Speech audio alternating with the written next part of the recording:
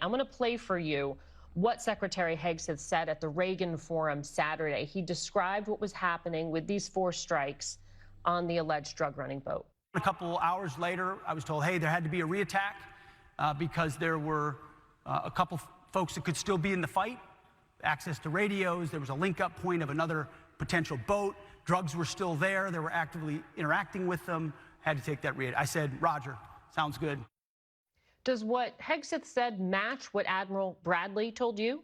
Well, there was a lot of lack of clarity over exactly what Pete Hegseth's role here was. But Pete Hegseth has no credibility on this matter, right? Remember, a week after this strike, there was a briefing for Congress. Why was a follow-up strike taken? The answer then, in the first week of September, was a follow-up strike was taken because we needed to clear the wreckage so that there wasn't a danger to navigation. That was explanation number 1.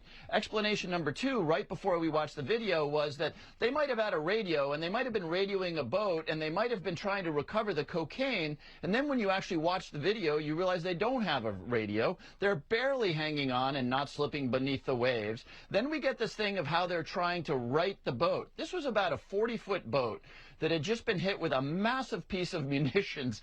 The conflagration probably destroyed everything in that boat, but maybe they might have swum under, gotten a radio, probably waterlogged, and radioed a boat that we're not even sure was there. So what we've had is a series of shifting explanations. And including the fog of war, right? You know that Hegseth said, well, they took the second strike because of the fog of war. There was no fog. The military watched this boat very carefully, or I shouldn't even say boat. They watched the wreckage of the boat very carefully for a long period of time before they took the second strike. So look, what Pete Hegseth says about this strike has zero credibility at this point.